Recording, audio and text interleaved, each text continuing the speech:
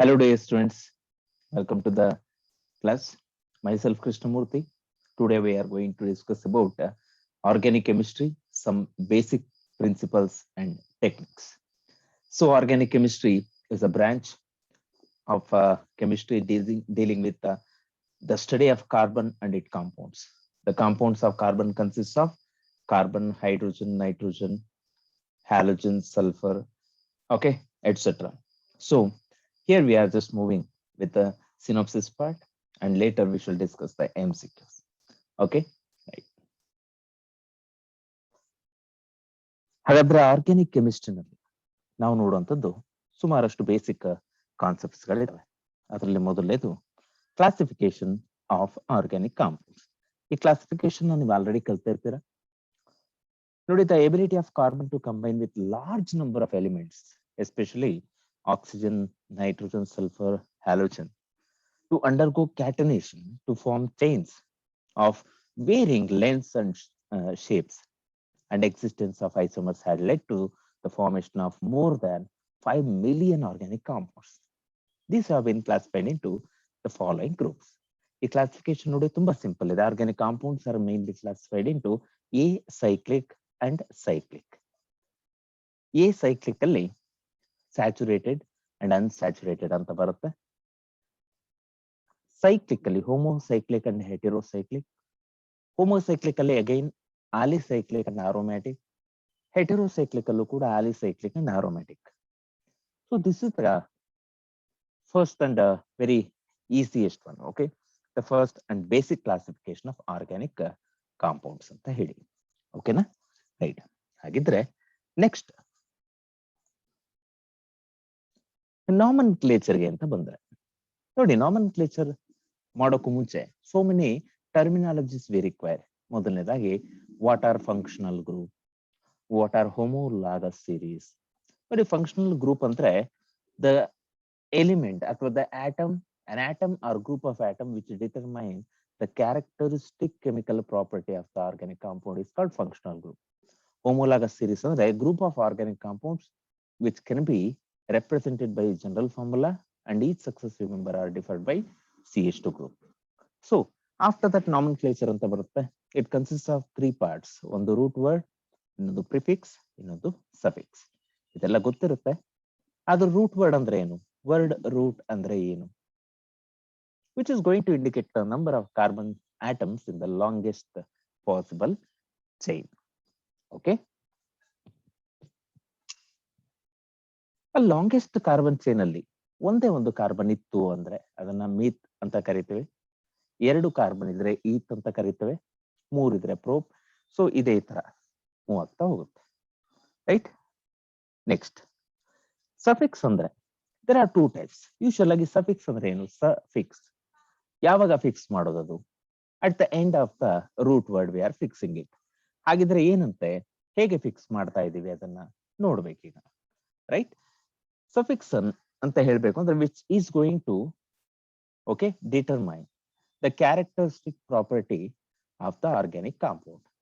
ಮೊದಲನೇದಾಗಿ if it is saturated we are using ane as a suffix, ಅಂದ್ರೆ alkanes ಇಂದ derive ಮಾಡ್ಕೊಂಡಿದ್ದೇವೆ. Unsaturated ಆಗಿದ್ದು ಡಬಲ್ ಬಾಂಡ್ ಇದ್ರೆ ಈನ್ ಅಂತ ತಗೊಳ್ತೇವೆ, ಅದು ಪ್ರೈಮರಿ ಸಫಿಕ್ಸ್. ಸೆಕೆಂಡರಿ ಸಫಿಕ್ಸ್ ಅಂದ್ರೆ ಏನು, it is added to indicate the functional groups ಅಂತ, ಕರೆಕ್ಟ್. ಹಾಗಿದ್ರೆ OH ಗ್ರೂಪ್ ಅಂದ್ರೆ ಆಲ್ಕೋಹಾಲಿಕ್ ಗ್ರೂಪ್ ಇದ್ರೆ OL ಅಂತ ತಗೊಳ್ತೀವಿ. CHO ಗ್ರೂಪ್ ಇದ್ರೆ AL ಅಂತ ತಗೊಳ್ತೀವಿ. COOH ಇದ್ರೆ OIC ಆಸಿಡ್ ಅಂತ ತಗೊಳ್ತೇವೆ. ಸೊ ಇದೇ ತರ ಪ್ರಿಫಿಕ್ಸಸ್ ಅಲ್ಲೂ ಕೂಡ ಎರಡು ಟೈಪ್. ಮೊದಲನೇದಾಗಿ primary prefix and secondary prefix ಅಂತ ಹೇಳಿ.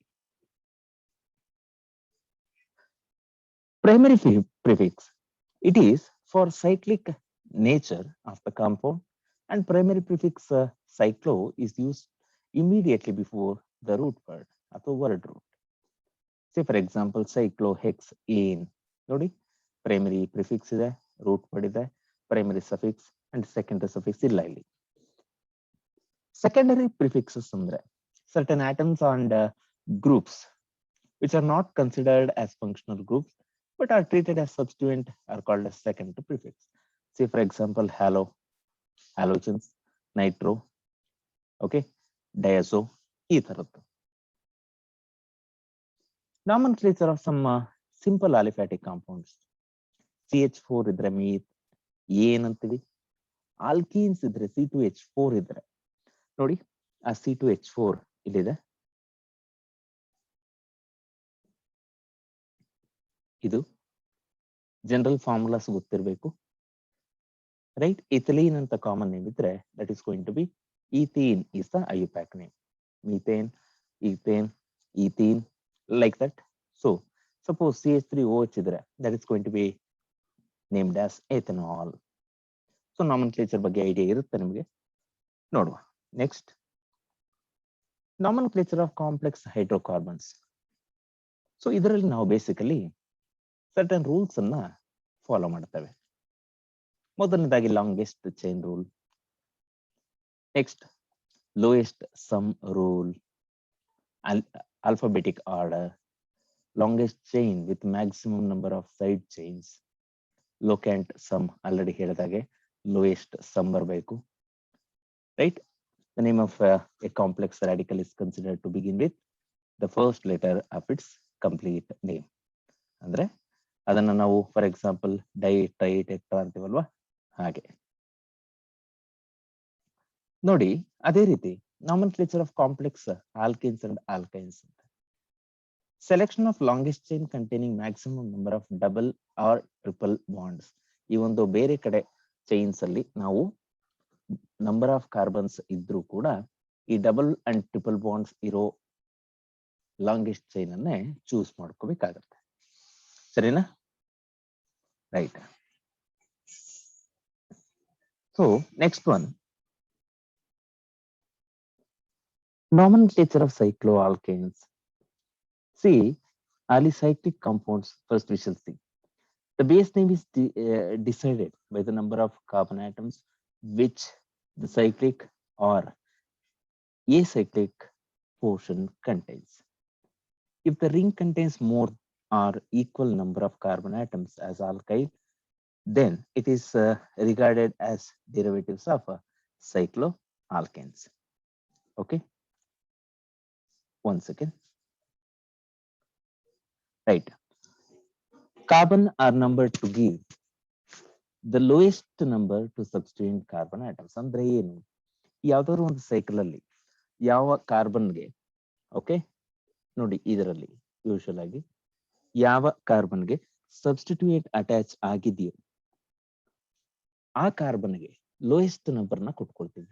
1 2 3 4 5 ಈ ರೀತಿಯಾಗಿ ಇಲ್ಲೂ ಕೂಡ ಅಷ್ಟೇ, ಯಾವ ಕಾರ್ಬನ್ ಆಟಮ್ಸ್ಗೆ ಲೋಯೆಸ್ಟ್ ನಂಬರ್ಗಳು ಸಿಗುತ್ತೋ ಅದಕ್ಕೆ ನಾವು ಲೋಯೆಸ್ಟ್ ಅಂದ್ರೆ ನಂಬರ್ನ ಕೊಡ್ತೀವಿ. ನೋಡಿ ಈಗ ಇದರಲ್ಲಿ ನಾವು ನಂಬರಿಂಗ್ ಮಾಡಿರೋ ರೀತಿ ನೋಡಿ, 1 2 3 4 5 6. ಯಾಕೆ? ಇದರಲ್ಲಿ ಡಬಲ್ ಬಾಂಡ್ ಇದೆ, ಸಬ್ಸ್ಟಿಟ್ಯೂಯೆಂಟ್ಸ್ ಇದೆ.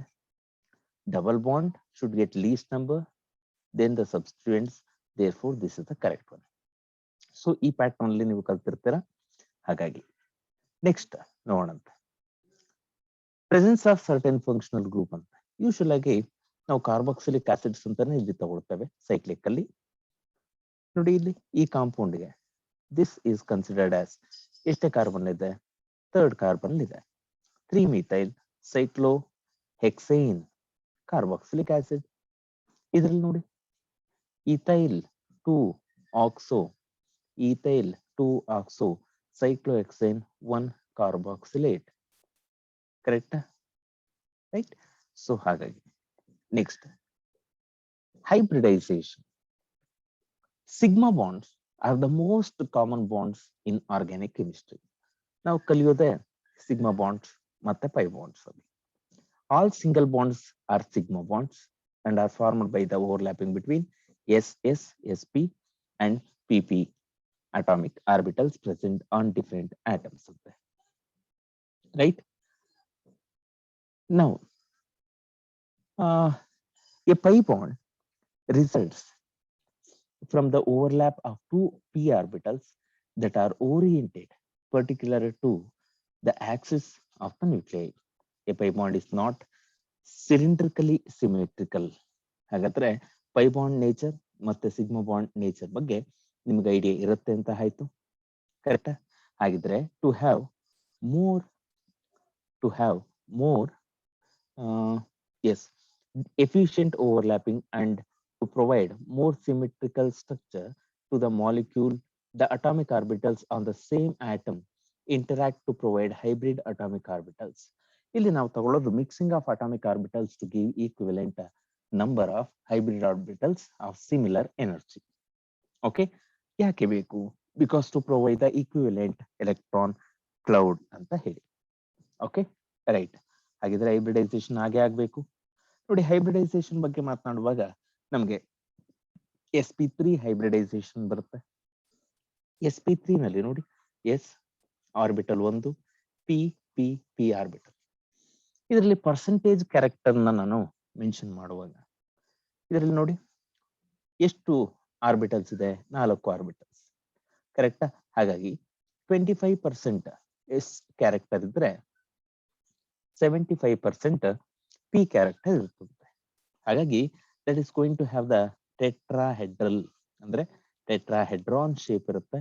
109 ಡಿಗ್ರಿ 28 ಮಿನಿಟ್ಸ್, ಅಪ್ರಾಕ್ಸಿಮೇಟ್ಲಿ 109.5 ಡಿಗ್ರೀಸ್ ಇರುತ್ತೆ. Okay, next one. So the tetrahedral shape of sp3 hybridized carbon we have shown there. That's a methane molecule and also ethane molecules, right? So here the 3 bonds, remember this is the tetrahedral shape. See, I'm just drawing that one carbon and carbon with that another one, both are bonding axially. That's why it is resulting in the formation of a sigma bond. So the next one, sp2 hybridization. In sp2 hybridization, right, see, s, p and p, there are 3 orbitals which are involved in hybridization. As a result of that one, it is going to have around 33% s character, and we have 3 orbitals which are oriented like this. Carbon will be there, and like this, and like this. One of the orbital which is going to be perpendicular to the plane of the molecule, just like a wings of the fan, right? The 3 wings which are just compared to these 3 hybridized orbitals, and one that metal rod which is there, no, that is going to be perpendicular like that. So it is going to be trigonal planar geometry, and bond angle will be, we know that one, 120 degree will be there. So the best example is ethene molecule, right? See, here we are discussing with respect to the carbon atoms, that's why. And sp hybridization, as we know, only 2 orbitals are there, that is ethane molecule I am taking. So where these 2 are going to be present linearly, hybridized orbitals and unhybridized p orbitals, which are going to be perpendicular to the plane of the molecule. See, this is undergo overlapping with this one, and this is undergo overlapping with this one, like this. Okay, okay, one second.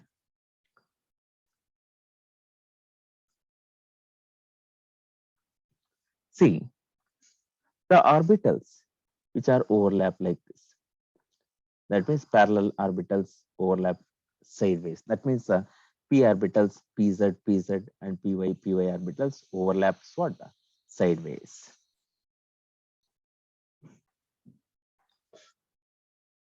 So bonding in acetylene. ಅಸಿಟಿಲೀನ್ ಅಂದ್ರೆ ethyne ಅಂತ ಅರ್ಥ. Ethyne ಅಲ್ಲಿ ನೋಡಿ ಹೇಗೆ bonding ಆಗಿದೆ, already ನಾ explain ಮಾಡಿದಾಗೆ, this is the linear bonding, correct? That is axial ಅಂತ ಕರಿತೀವಿ. pz orbitals, they have overlapped, py overlapped, they are perpendicular to each other, therefore the geometry is going to be, correct, linear.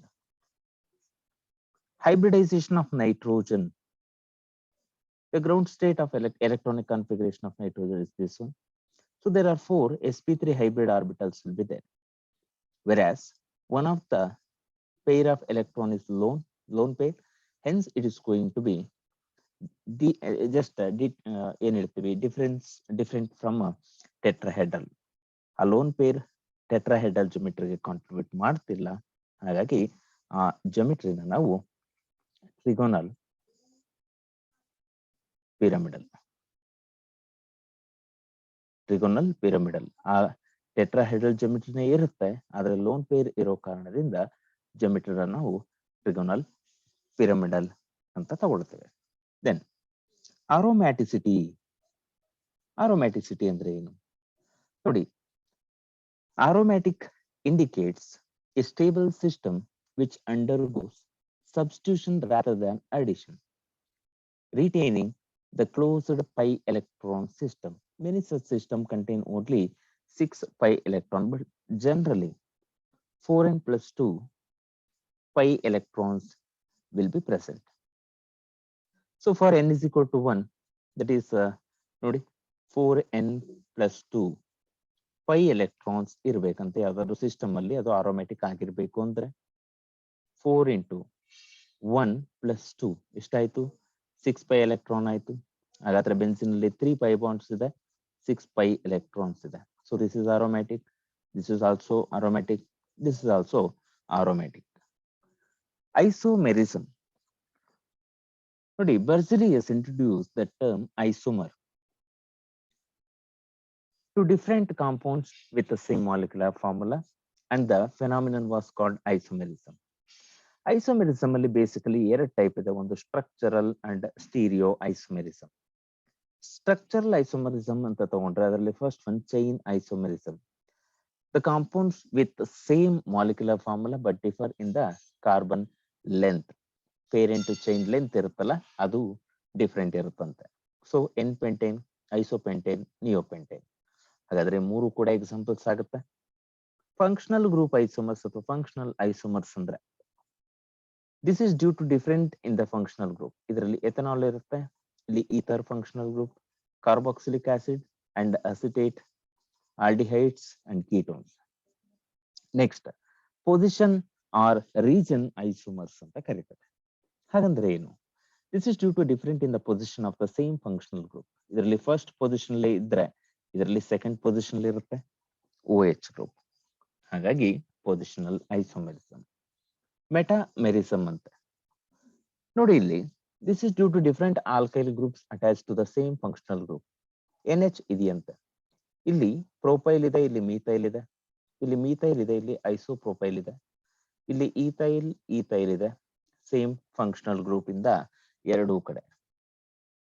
ಟಾಟಮೆರಿಸಮ್ ಅಂದ್ರೆ it is due to the presence of a mobile atom in the molecule, and the same substance behaves in such a way as if it is a mixture of 2 or more compounds. Okay, further we have this one. This is going to be own form, this is going to be in and all, enol. So this is keto enol tautomerization ಅಂತ ಕರೀತಾರೆ. keto enol tautomerization. Types of stereo isomerism ಅಂತ ತಗೊಂಡ್ರೆ optical ಇದೆ, geometrical ಇದೆ, ಕನ್ಫಾರ್ಮೇಶನಲ್ ಇದೆ. First one optical ತಗೋಣ. ಇದರಲ್ಲಿ ನಾವು ನೋಡುವಂಥದ್ದು ಪ್ಲೇನ್ ಪೋಲರೈಸ್ಡ್ ಲೈಟ್ ಹೇಗೆ ಮಾಡ್ತಾರೆ ಅಥವಾ ಹೇಗೆ ಅದನ್ನ ಎಕ್ಸ್ಟ್ರಾಕ್ಟ್ ಮಾಡ್ತಾರೆ ಅಂತ ಗೊತ್ತು. ಪೊಲಾರಿಮೀಟರ್ ಯೂಸ್ ಮಾಡಿಕೊಂಡು ಪ್ಲೇನ್ ಪೋಲರೈಸ್ಡ್ ಲೈಟ್ ಅನ್ನ ಹೊರಗಡೆ ತೆಗಿತವೆ. ಪ್ಲೇನ್ ಪೋಲರೈಸ್ಡ್ ಲೈಟ್ ಅಂದ್ರೆ light having vibrations restricted to only one plane. Optically active compound andre they can rotate the plane polarized light, right?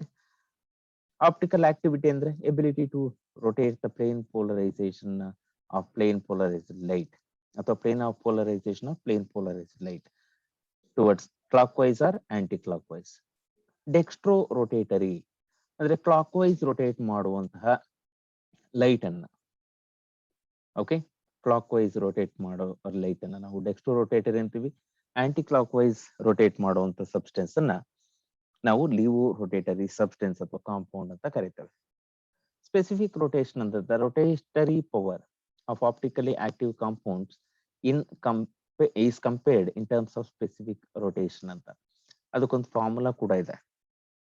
Observed rotation in degrees divided by length of the tube in decimeter into concentration of the solution in gram per ml ಅಂತ ಹೇಳಿ.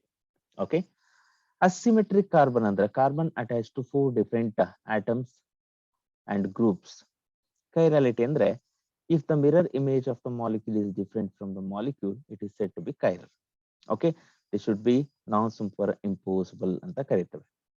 Enantiomers ಅಂದ್ರೆ they are non-superimposable mirror images. Okay, next electronegativity. ನಮ್ಗೆ already ಗೊತ್ತಿದೆ, chemical bonding chapter ಅಲ್ಲಿ ಕಲ್ತ್ಕೊಂಡು ಬಂದಿದ್ದೇವೆ. ಅಂದ್ರೆ the ability of an atom, the bonded atoms which are differed with the ability to drag the bonded pair of electron towards itself. ಹಾಗಾದ್ರೆ ಇಲ್ಲೆಲ್ಲ ನೋಡೋದಾದ್ರೆ ಯಾವ ಎಲಿಮೆಂಟ್ಗೆ ಹೈಯೆಸ್ಟ್ ಎಲೆಕ್ಟ್ರೋನೆಗೆಟಿವಿಟಿ ಇದೆ ಅಂದ್ರೆ ಫ್ಲೋರಿನ್ಗೆ. ಯಾವ ಎಲಿಮೆಂಟ್ಗೆ ಲೋಯೆಸ್ಟ್ ಇದೆ ಅಂದ್ರೆ ನೋಡಿ ಇಲ್ಲಿ ಕೊಟ್ಟಿರೋದ್ರಲ್ಲಿ ಸೋಡಿಯಂಗಿದೆ. ಕರೆಕ್ಟ್, 0.9. ಅಂದ್ರೆ ಅರ್ಥ ಸೋಡಿಯಂ ಮತ್ತೆ ಫ್ಲೋರಿನ್ ಅನ್ನೋದೇನಾದ್ರೂ ಬಾಂಡ್ ಆಯ್ತು ಅನ್ನೋದಾದ್ರೆ ಸುಮ್ನೆ ಹೇಗೆ ಇಮ್ಯಾಜಿನ್ ಮಾಡ್ಕೋಣ. ಬಾಂಡೆಡ್ ಪೇರ್ ಆಫ್ ಎಲೆಕ್ಟ್ರಾನ್ಸ್ ನೋಡಿ ಇದರಲ್ಲಿ 4.0 ಇದೆಯಂತೆ ಎಬಿಲಿಟಿ, 0.9 ಇದೆ. Ultimately bonded electrons will move toward fluorine ಅಂತ ಹೇಳಿ. ಹಾಗಾಗಿ ಪೊಲಾರಿಟಿ ಅರೈಸ್ ಆಗುತ್ತೆ. Due to that one we are having so many effects ಅಂತ. ಇಂಡಕ್ಟಿವ್ ಎಫೆಕ್ಟ್ ಅಂತ ಕರಿತೀವಿ. The displacement of shared pair of electrons towards the more electronegative atom in a molecule ಅಂತ. HCl ಇದೆಯಂತೆ. This is going to create a partial positive and partial negative charges. As a result, we are observing that one. ನೋಡಿ ಎರಡು ತರ inductive effect ಇದೆ ಅಂತ. ಮೊದಲನೇದು negative inductive effect, ಇನ್ನೊಂದು positive inductive effect ಅಂತ ಹೇಳಿ. ನೆಗೆಟಿವ್ ಇಂಡಕ್ಟಿವ್ ಎಫೆಕ್ಟ್ ಅಂದ್ರೆ ರೈಟ್ ಎಲೆಕ್ಟ್ರಾನ್ ಅಟ್ರಾಕ್ಟಿಂಗ್ ಗ್ರೂಪ್ಸ್ ಅಂತ. ಪಾಸಿಟಿವ್ ಇಂಡಕ್ಟಿವ್ ಎಫೆಕ್ಟ್ ಅಂದ್ರೆ ಎಲೆಕ್ಟ್ರಾನ್ ರಿಪೆಲ್ಲಿಂಗ್ ಗ್ರೂಪ್ಸ್ ಅಂತ. ಎಲೆಕ್ಟ್ರಾನ್ ಅನ್ನ ಕೊಡೋ ಗ್ರೂಪ್ ಗಳನ್ನ ಇದಿಷ್ಟು ಇದೆಯಲ್ಲ ಇವೆಲ್ಲವೂ ಕೂಡ plus I effect causing group ಆದ್ರೆ ಇವೆಲ್ಲವೂ ಕೂಡ minus I effect causing groups ಅಂತ. ನೆಕ್ಸ್ಟ್ ಎಲೆಕ್ಟ್ರೋಮೆರಿಕ್ ಎಫೆಕ್ಟ್ ಅಂತ ಕರೀತೇವೆ. It involves the complete transference of pi pair of electrons to one of the atoms joined in a multiple bond. It's a temporary effect and takes place at requirement of an attacking reagent. ಹಾಗಾದ್ರೆ ಇಲ್ಲಿ H+ ಅನ್ನೋದು attacking reagent ಆಗಿದ್ರೆ the compound which is going to be formed will be this one. Nucleophile attack ಆದ್ಮೇಲೆ ಇದು ಬರ್ತಾ ಇದೆ. ಹಾಗಾದ್ರೆ this is going to be takes place with the help of Markovnikov's rule. Okay, Markovnikov's rule ಗೊತ್ತಿರುತ್ತೆ ನಿಮಗೆ. Next resonance ಅಂತ ಬಂದ್ರೆ, resonance ಅಂದ್ರೆ electrons will be revolving, electrons will be moving on the carbon atoms by the use of pi electrons and the lone pair of electrons. So because of that one, the molecule getting stabilized. Okay, ಅದರದ್ದು salient features ಗಳನ್ನ ಕಲ್ತ್ಕೊಂಡಿರ್ತೀರ. Okay, ಅದ್ರ ಬಗ್ಗೆ ಏನು ಹೆಚ್ಚಿಗೆ ಹೇಳೋದಕ್ಕೆ ಹೋಗಲ್ಲ. ಹಾಗಾದ್ರೆ applications ಎಲ್ಲೆಲ್ಲಿ ಯೂಸ್ ಆಗುತ್ತೆ, ಇದನ್ನ ಎಲ್ಲಿ ನಾವು ನೋಡ್ಬೋದು ಅಂದ್ರೆ acidic nature, acidic character of phenols ಅಲ್ಲಿ. ಹಾಗಾದ್ರೆ ಫಿನಾಲ್ ಅಸಿಡಿಕ್ ಅಲ್ವಾ ಅಂತ ಕೇಳೋದಕ್ಕೆ ನೋಡಿ, ಇಲ್ಲಿ ಫಿನಾಲ್ಗೆ ಕಂಪೇರ್ ಮಾಡಿದ್ರೆ ಫಿನಾಕ್ಸೈಡ್ ಅನ್ನೋದು ಮೋರ್ ಸ್ಟೇಬಲ್. ಹಾಗಾಗಿ ಈ ಮೋರ್ ಸ್ಟೇಬಲ್ ಅಯಾನ್ ಬರ್ತಾ ಇದೆ ಅಂದ್ರೆ H+ ಕೊಟ್ಟ ಮೇಲೆ ತಾನೇ ಬರಬೇಕು. ಹಾಗಾದ್ರೆ H+ ಕೊಡುತ್ತೆ ಫಿನಾಲ್ ಅಂತ ಆಯ್ತು. That is going to be acidic. ಹಾಗಾದ್ರೆ ಇಲ್ಲಿ ನೋಡ್ತಾ ಇರುವಂತ ಫಿನಾಲ್ ಸ್ಟ್ರಕ್ಚರ್, ಸಾರಿ ಫಿನಾಕ್ಸೈಡ್, ಇದು ಫಿನಾಲ್. ಈ ಫಿನಾಕ್ಸೈಡ್ ಅಯಾನ್ ಅಲ್ಲಿ ಒಂದೇ ಚಾರ್ಜ್ ಇದೆ, negative charge which is there, whereas here both positive and negative charges are there. ಹಾಗಾಗಿ if any structure which is carrying two charges during resonance, which is going to be less stable when compared to the structure which is carrying only one charge during the resonance. Mesomeric effect ಅಂತ ಕರೀತೇವೆ. It's a permanent effect and similar to electromeric effect. Like inductive effect, it may be positive or negative. ಹಾಗಾದ್ರೆ ಇಲ್ಲಿ lone pair of electrons ಮತ್ತೆ pi bond use ಮಾಡಿಕೊಂಡು electron move ಆಗ್ತಾ ಇದೆ ಅಂತ. This is also called as resonance effect, right? ಇಲ್ಲಿ electron ಏನಾದ್ರು ನೋಡಿ ಇಲ್ಲಿ ಟುವರ್ಡ್ಸ್ ದ ಇಲ್ಲಿ ಹೇಳ್ತೀವಲ್ಲ atoms or groups donate electrons ಅಂದ್ರೆ ಎಲೆಕ್ಟ್ರಾನ್ ಡೋನಾರ್ ಗ್ರೂಪ್ ಇತ್ತು ಅಂದ್ರೆ ಪಾಸಿಟಿವ್ ಮೀಸೋಮೆರಿಕ್ ಎಫೆಕ್ಟ್ ಅಂತೀವಿ. ನೆಗೆಟಿವ್ ಮೀಸೋಮೆರಿಕ್ ಎಫೆಕ್ಟ್ ಅಂದ್ರೆ ಎಲೆಕ್ಟ್ರಾನ್ ವಿತ್ ಡ್ರಾಯಿಂಗ್ ಗ್ರೂಪ್ ಇದ್ರೆ. ಹಾಗಾದ್ರೆ ವಿತ್ ಡ್ರಾಯಿಂಗ್ ಗ್ರೂಪ್ ಅಲ್ಲಿ ನೋಡ್ಕೊಳ್ಳಿ ಮಲ್ಟಿಪಲ್ ಬಾಂಡ್ಸ್ ಇರುತ್ತಂತೆ.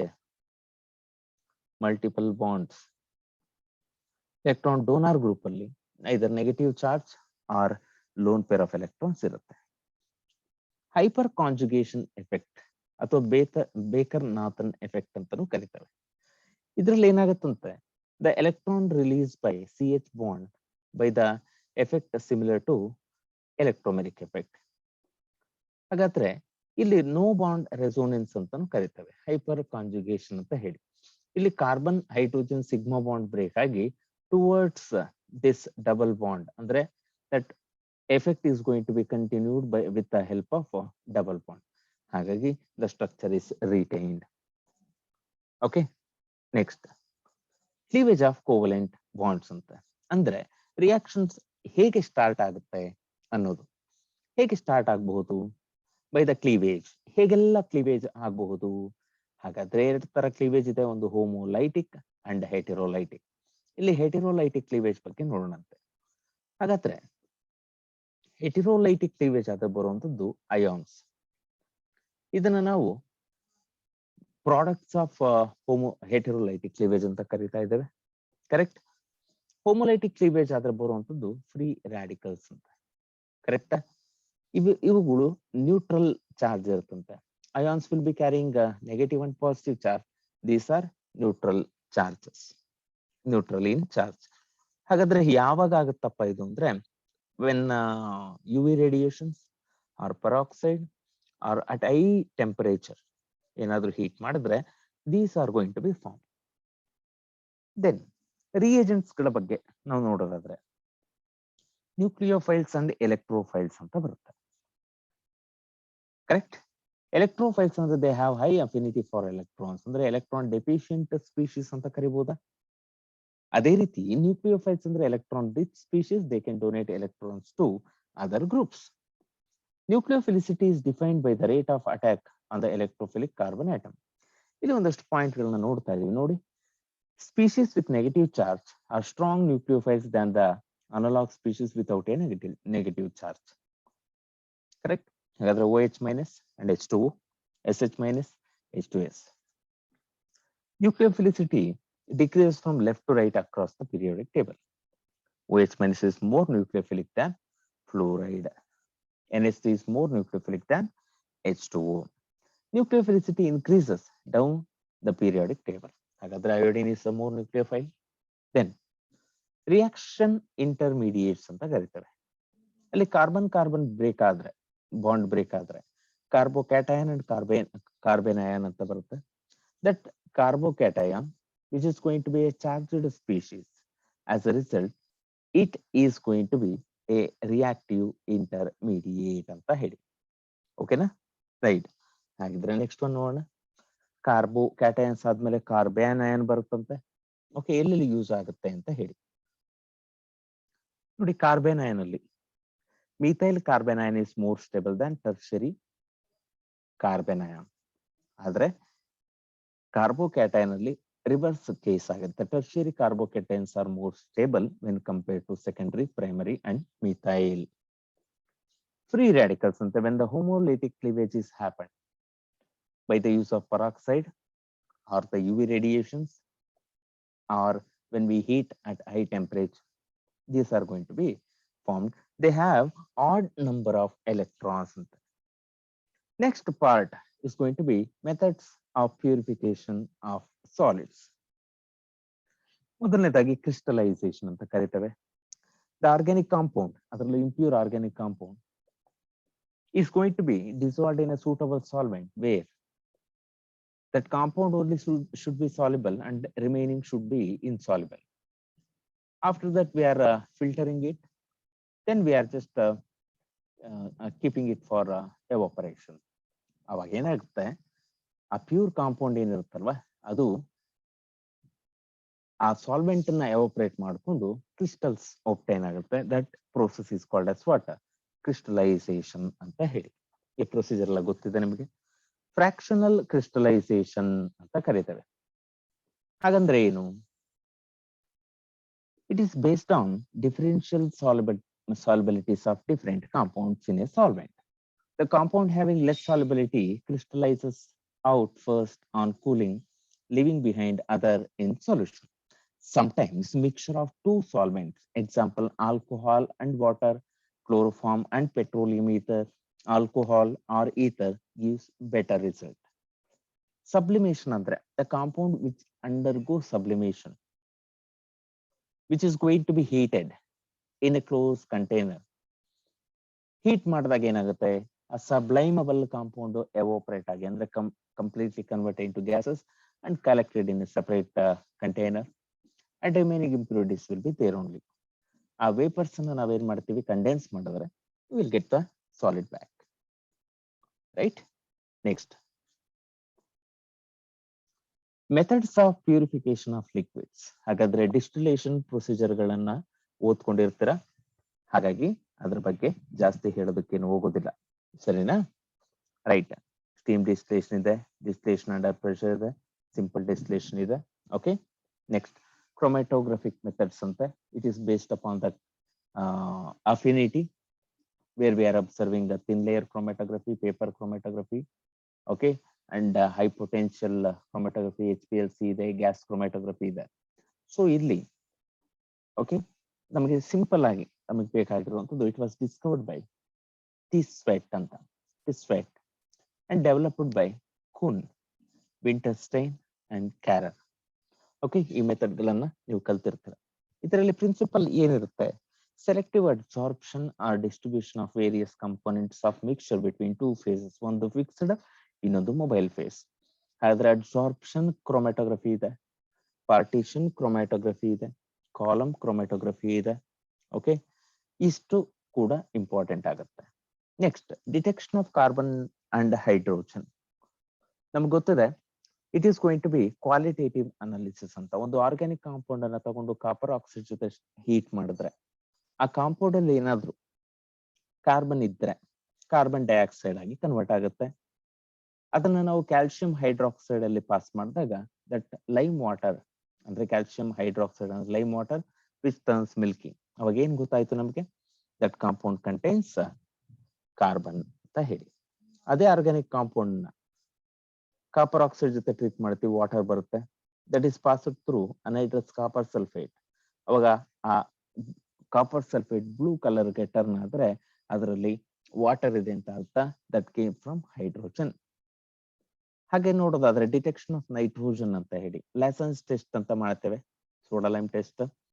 ಅದನ್ನ ಕನ್ಫರ್ಮೇಟರಿ ಆಗಿ ತಗೊಂಡ್ರು ಕೂಡ ನಾವು ಡಿಟೆಕ್ಟ್ ಮಾಡುವಾಗ ಲೈಸೆನ್ಸ್ ಟೆಸ್ಟ್ ಅಂತಾನೆ ಮಾಡ್ತೇವೆ. ಅಂದ್ರೆ ಸೋಡಿಯಂ ಫ್ಯೂಷನ್ ಎಕ್ಸ್ಟ್ರಾಕ್ಟ್ ಅನ್ನ ನಾವು ಮಾಡಿಕೊಂಡು ಅದರಿಂದ ನಾವು ಈ ಟೆಸ್ಟ್ ಗಳನ್ನ ಮಾಡ್ತೇವೆ.